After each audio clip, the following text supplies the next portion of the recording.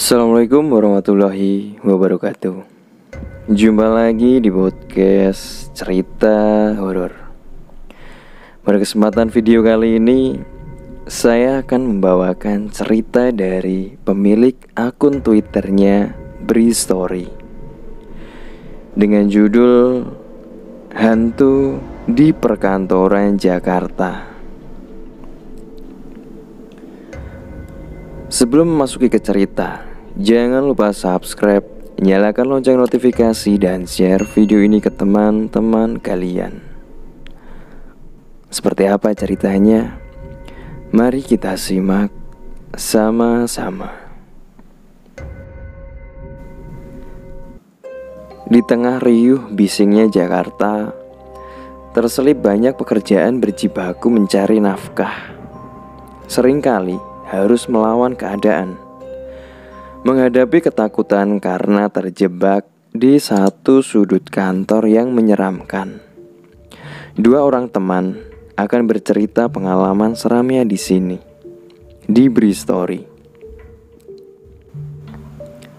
Malam ini, saya akan memberi ruang kepada dua teman, Seno dan Restu, untuk bercerita tentang kejadian mengerikan yang pernah mereka alami ketika sedang bekerja di kantornya masing-masing.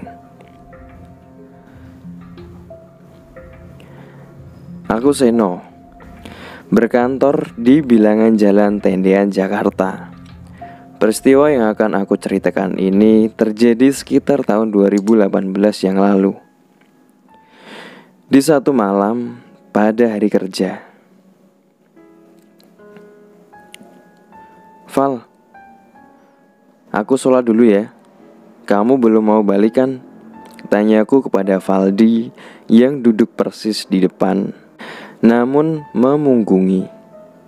Iya, masih belum beres nih, jawab Valdi dengan mata tetap melihat monitor. Ya sudah, mendengar itu, aku lantas melangkah menuju lift, turun ke basement untuk sholat isya. Sudah jam 8 lewat, lantai 5 sudah nyaris kosong. Hanya tinggal aku, Valdi, dan Pak Hendro security. Di dalam lift, aku juga sendirian, benar-benar sudah sepi.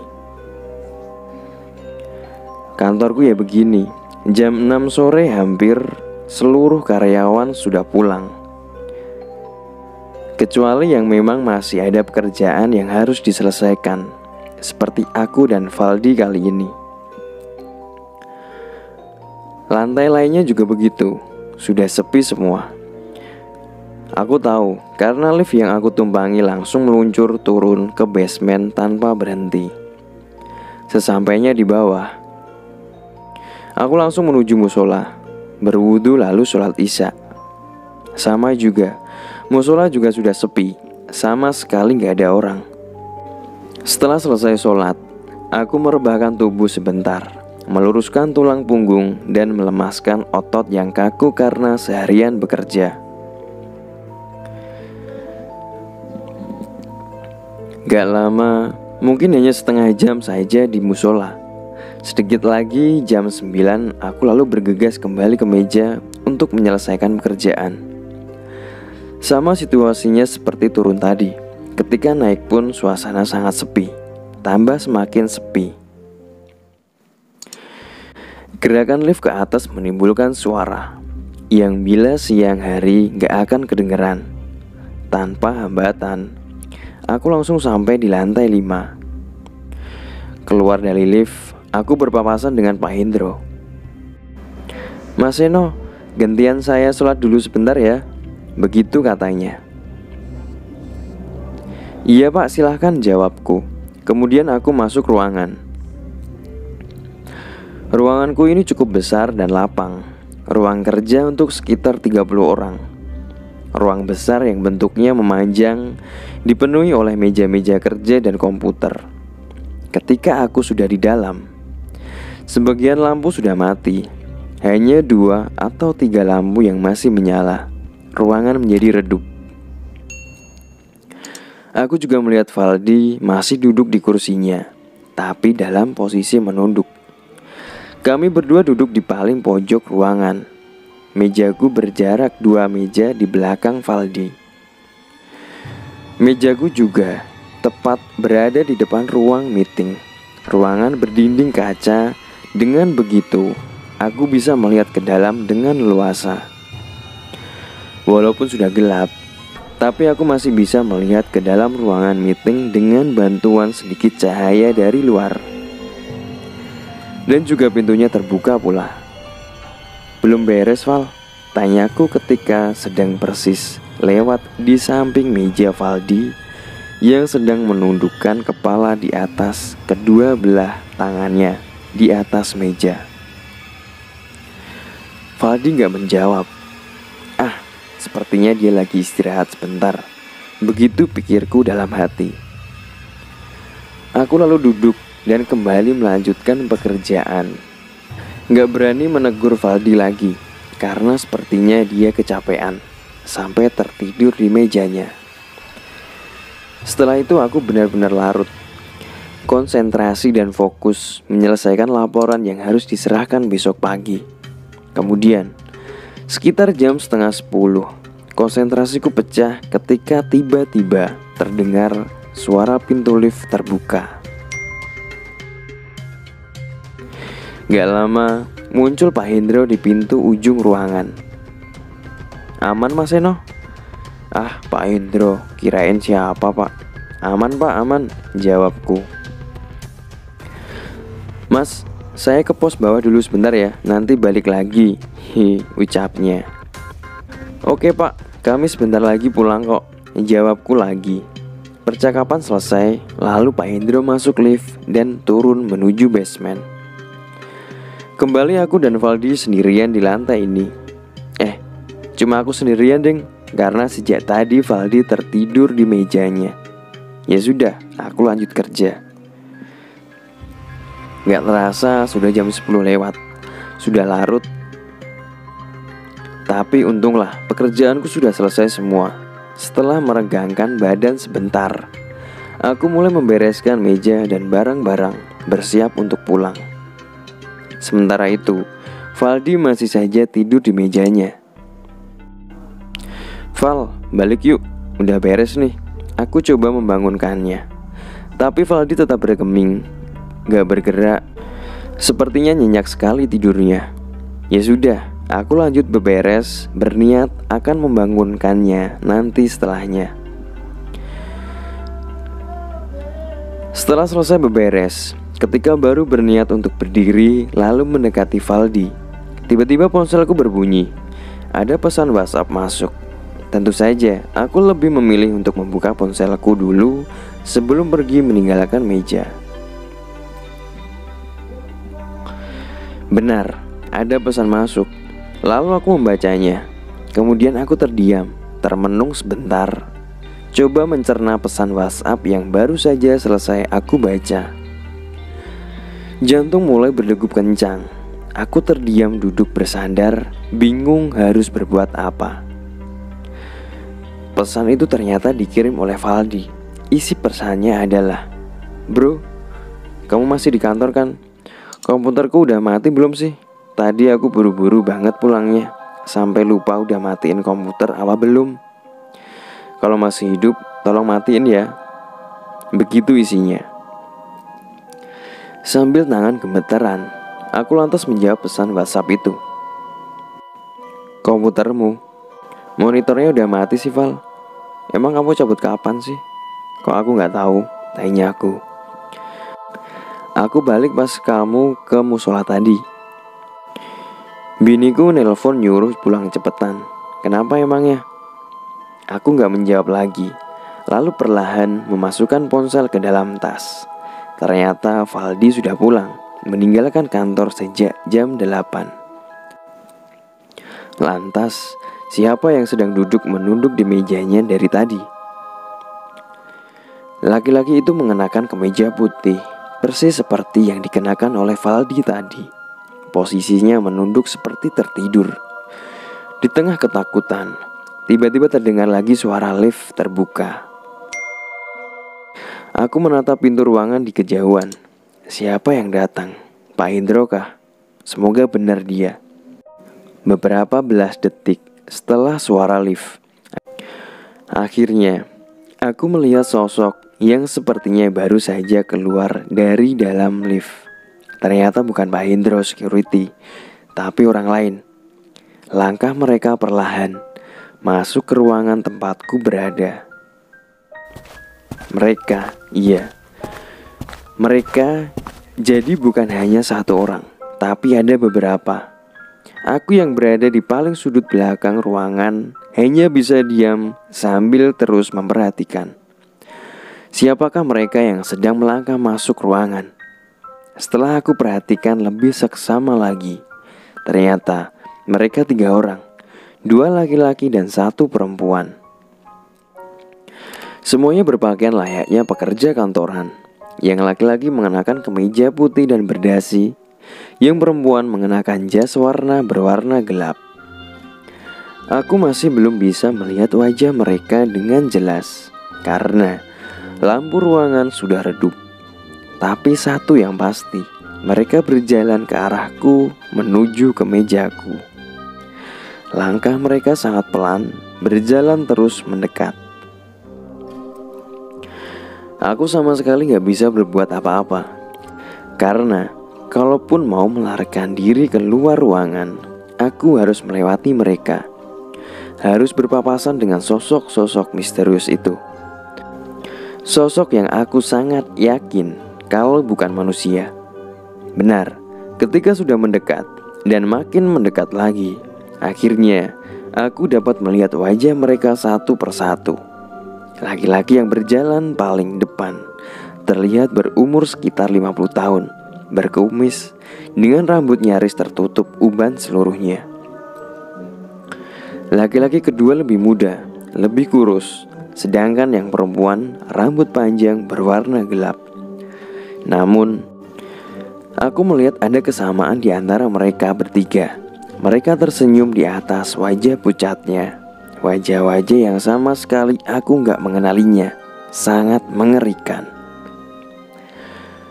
Masih ingat sosok laki-laki yang sejak tadi menunduk di meja Valdi. Tiba-tiba dia bangun dari tidurnya lalu berdiri. Ketika 3 sosok yang baru masuk ruangan sudah tepat berada samping meja Valdi. Akhirnya mereka berempat sangat dekat dengan mejaku. Sangat dekat. Mereka diam sebentar di samping meja Valdi sebelum kemudian melanjutkan langkah menuju mejaku. Senyum masih terus mengembang di wajah. Langkah pelan juga masih mereka lakukan. Aku ketakutan. Jantung berdetak kencang. Duduk bersandar di kursi, gak tahu harus berbuat apa ketika akhirnya mereka sudah benar-benar sudah berada di sampingku, di dekatku. Tapi untunglah, ternyata mereka gak berhenti, tapi terus melangkah ke belakang menuju ruang meeting. Aku terus memperhatikan sampai akhirnya mereka masuk ruangan meeting yang sudah dalam keadaan gelap. Beberapa detik kemudian, aku baru tersadar kalau inilah saat yang tepat untuk pergi meninggalkan ruangan. Sontak aku meraih tas, lalu langsung bergegas melangkahkan kaki, meninggalkan meja menuju pintu keluar.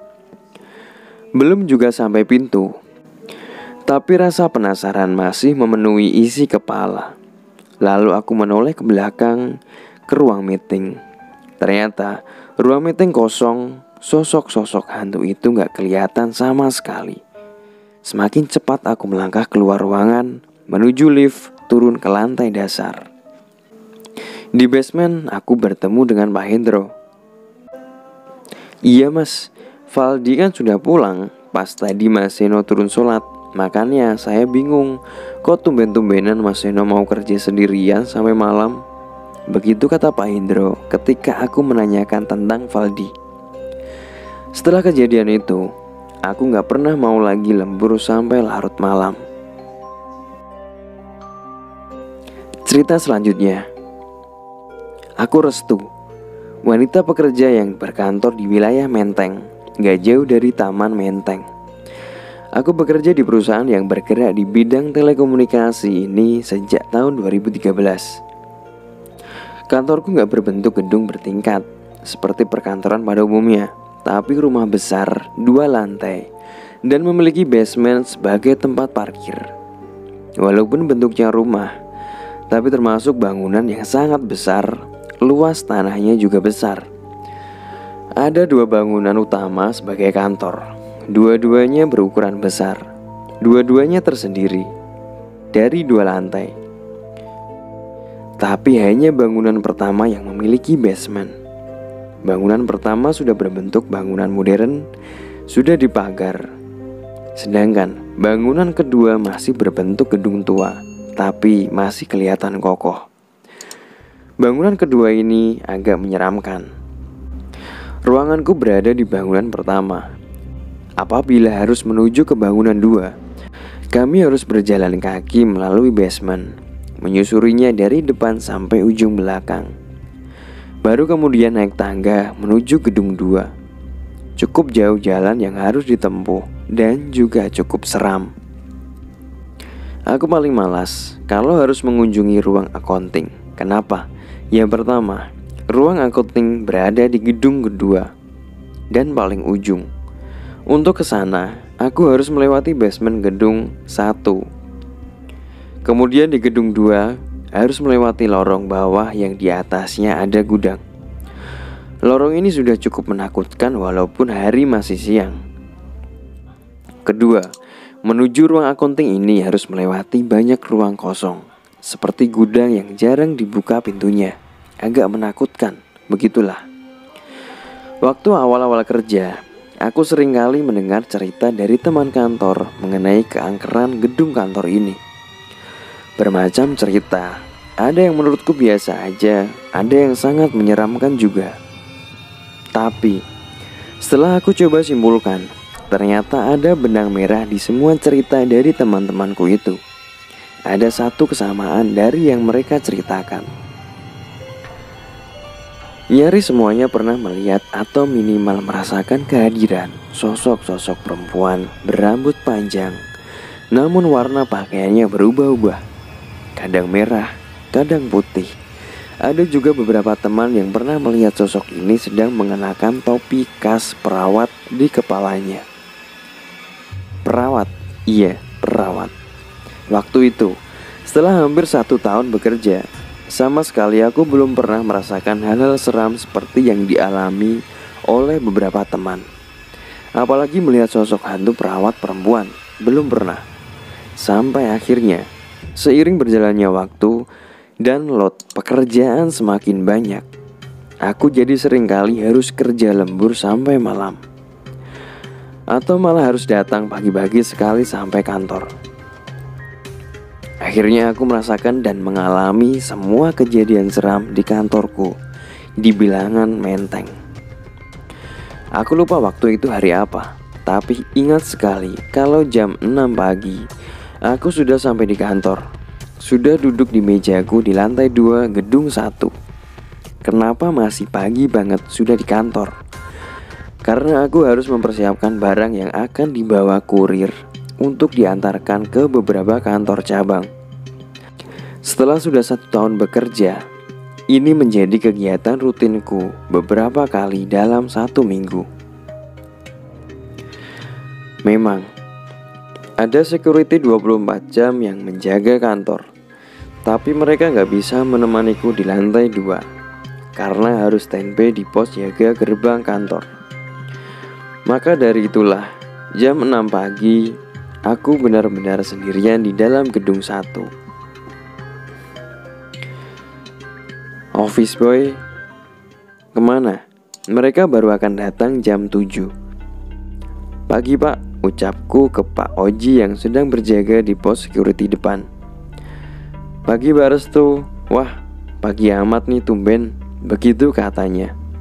Setelah melewati pos security, lalu aku melangkahkan kaki menuju pintu utama. Di dalam, tentu saja lobi masih kosong, belum ada siapa-siapa.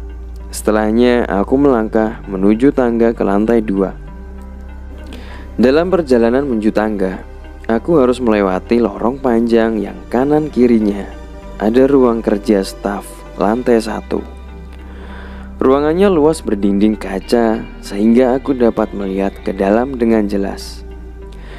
Di paling ujung lorong, di belakang tempat di mana toilet dan gudang berada. Tapi belum sampai ujung lorong, aku sudah harus naik tangga ke lantai 2 menuju meja kerjaku. Tapi nanti aku juga harus kembali turun ke lantai 1. Ada yang harus aku lakukan di gudang utama. Sepi. Suasana gedung 1 ini sangat sepi. Hanya suara langkah kakiku saja yang terdengar. Setiap sudut yang aku lewati hanya dengung kosong. Sekat suara benar-benar hanya berisi desis hening.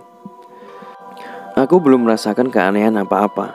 Di kepalaku hanya berputar memikirkan pekerjaan yang harus aku lakukan ketika sudah sampai di meja. Setelah selesai menaiki tangga, aku sampai di lantai 2. Sama, lantai 2 juga masih sangat sepi. Hanya beberapa lampu saja yang dibiarkan menyala. Aku gak ada waktu untuk menyalakan semua lampu. Lantas membiarkan saja semua seperti itu. Singkatnya, setelah berada di meja, aku langsung mengerjakan pekerjaan. Tapi ternyata hanya sekitar 15 menit saja duduk di depan komputer. Setelah itu aku harus turun lagi ke lantai 1 menuju gudang. Lantai 2 masih kosong melompong ketika memperhatikan sekitar. Lantas aku langsung melangkahkan keluar ruangan menuju tangga. Lagi-lagi hanya suara langkah kakiku saja yang kedengeran, gak ada suara lain. Tapi sebentar, sepertinya aku mendengar sesuatu. Ketika sudah dekat tangga, ternyata aku mendengarkan suara langkah kaki. Dapat kupastikan kalau itu bukan suara kakiku. Langkah kaki yang sepertinya sedang menuju tangga menuju lantai 1. Begitu suaranya. Aku langsung mempercepat langkah, mencoba mengejar sang empunya langkah kaki di depanku itu. Mbak Juni, Mbak Juni. Aku memanggil nama salah satu office girl. Aku pikir bisa saja itu suara sepatu Mbak Juni. Tapi gak ada jawaban. Lalu aku melangkah menuruni tangga. Sementara suara langkah kaki di depan masih kedengeran. Akhirnya, aku sampai juga di ujung tangga, di lantai 1. Persis di depan tangga, ada lorong panjang. Ke kanan menuju gedung dan toilet, ke kiri menuju lobi dan pintu utama. Sempat beberapa detik, aku memperhatikan lorong itu.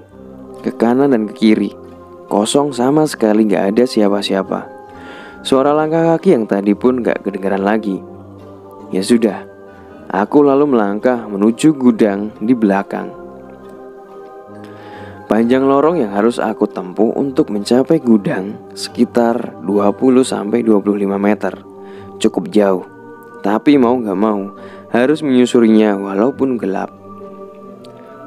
Sesampainya di ujung, aku berbelok ke kiri, letak di mana gudang berada. Pintu gudang masih tertutup dan terkunci. Lalu aku membukanya. Setelah sudah berada di dalam, aku menyalakan lampu kemudian menuju meja komputer. Aku akan memeriksa ketersediaan barang di komputer itu. Posisi komputer menghadap pintu keluar. Di sebelah pintu ada lemari besar yang bagian depannya terbuat dari kaca. Di belakang meja komputer ada banyak rak yang berjejer sebagai tempat penyimpanan barang-barang penjualan. Gak mau membuang waktu, aku langsung menyalakan komputer dan langsung bekerja. Di saat inilah perasaanku mulai gak enak, karena kembali teringat dengan suara langkah kaki yang terdengar di tangga tadi. Itu langkah kaki siapa sebenarnya? Suasana di dalam gedung besar ini juga sungguh tidak nyaman, dingin dan kosong. Aku sendirian di dalam gedung besar ini. Sendirian, benarkah? Perasaan semakin gak enak karena merasa kalau sepertinya aku tidak sendirian. Tapi walaupun begitu, aku masih coba untuk gak menghiraukan. Aku lanjut menyelesaikan pekerjaan. Sampai akhirnya, aku gak bisa menyangkal perasaanku lagi. Ketika aku melihat sesuatu, ada yang menarik perhatianku. Kalau aku perhatikan, ada sesuatu di lemari kaca besar yang ada di hadapanku. Dari lemari kaca ini, aku dapat melihat barisan rak besar yang ada persis di belakang aku duduk. Kenapa bisa begitu? Karena kaca yang ada di lemari dapat memantulkan pemandangan di belakang. Gak perlu menoleh.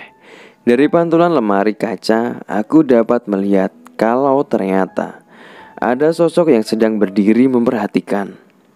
Iya, di antara rak-rak besar itu, ada sosok perempuan bergaun merah sedang berdiri diam menghadap ke tempat aku duduk. Gak terlalu jelas kelihatan, tapi dari pantulan lemari kaca, aku dapat melihat posturnya, bahkan wajahnya. Karena memang jarak kami cukup dekat. Dia sepertinya hanya berjarak beberapa meter di belakang. Aku terdiam beberapa belas detik, coba mencerna peristiwa yang sedang berlangsung. Sampai akhirnya tersadar kalau aku sama sekali gak mengenal sosok perempuan itu. Aku terus menatap lemari kaca, sampai akhirnya sosok itu mulai bergerak. Perlahan, dia memiringkan kepalanya lalu tersenyum. Melihat itu semua, aku langsung bangun dari duduk dan bergegas melangkahkan kaki menuju pintu keluar gudang. Sama sekali gak berani menoleh ke belakang. Setelah sudah berada di luar, lantas aku menyusuri lorong panjang menuju lobi depan. Ketika di lorong panjang inilah, entah apa yang ada di pikiranku. Aku akhirnya menoleh ke belakang. Di ujung lorong, persis di depan pintu gudang, aku melihat kalau ternyata perempuan bergaun merah sudah berdiri di situ. Berdiri sambil tersenyum terus memperhatikanku. Semakin cepat aku melangkah, sampai nyaris berlari, ketakutan. Setelah sudah berada di luar kantor, aku mengatur nafas sambil duduk di teras depan, menenangkan diri dan pikiran. Beberapa saat kemudian, satu persatu teman karyawan lain berdatangan. Ketika sudah ramai, aku baru berani untuk kembali masuk untuk melanjutkan pekerjaan. Itulah pengalaman pertama melihat sosok hantu bergaun merah. Selanjutnya, banyak kejadian menyeramkan yang aku dan teman-teman lain alami. Yang paling menakutkan adalah kejadian-kejadian seram yang terjadi di gedung 2. Aku akan lanjutkan ceritanya minggu depan. Sekian cerita dari Restu dan Seno. Jangan lupa subscribe, nyalakan lonceng notifikasi dan share video ini ke teman-teman kalian. Sekian dari saya. Wassalamualaikum warahmatullahi wabarakatuh.